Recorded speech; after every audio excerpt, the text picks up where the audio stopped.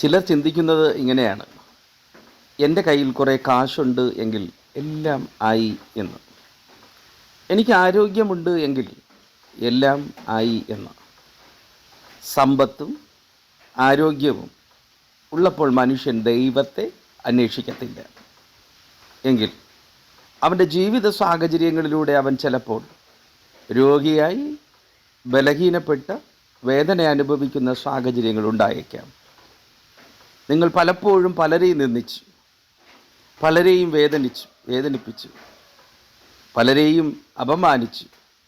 എങ്കിൽ നിസ്സഹായതയുടെ സമയത്തിൽ നിങ്ങളൊന്ന് തിരിഞ്ഞു നോക്കണം, എന്തുകൊണ്ടാണ് എനിക്കിത് വന്ന് ഭവിച്ചത് എന്ന്. അപ്പോൾ നിങ്ങൾക്കൊരു ഉത്തരം കണ്ടെത്താൻ പറ്റും. ഞാൻ ആരോഗ്യമുണ്ടായിരുന്നപ്പോൾ പലരെയും അപമാനിച്ചു, സമ്പത്തുണ്ടായിരുന്നപ്പോൾ ഞാൻ പലരെയും ദുഷിച്ചു, ഞാൻ പലരെയും വേദനിപ്പിച്ചു.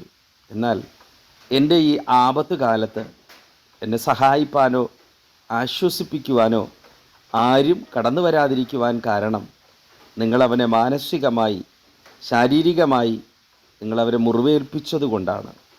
എങ്കിലും സ്വർഗസ്ഥനായിരിക്കുന്ന പിതാവിനോടുകൂടെ ഒന്ന് മനസ്സു തുറന്ന് പറയുവാൻ കഴിയണം: പിതാവേ, എന്നോട് ക്ഷമിക്കണമേ, ഞാൻ ചെയ്ത സകല പാപവും എന്നോട് ക്ഷമിക്കണമേ എന്ന് മനസ്സുകൊണ്ടൊന്ന് പറയുവാൻ കഴിഞ്ഞാൽ നിശ്ചയമായും സ്വർഗസ്ഥ പിതാവ് ഇപ്പോൾ വേദനയിലിരിക്കുന്നവർക്കും കണ്ണുനീരിലിരിക്കുന്നവർക്കും ആശ്വാസം പ്രദാനം ചെയ്തിട്ട് അവൻ നമ്മെ സംരക്ഷിക്കുവാൻ പോകുന്നു.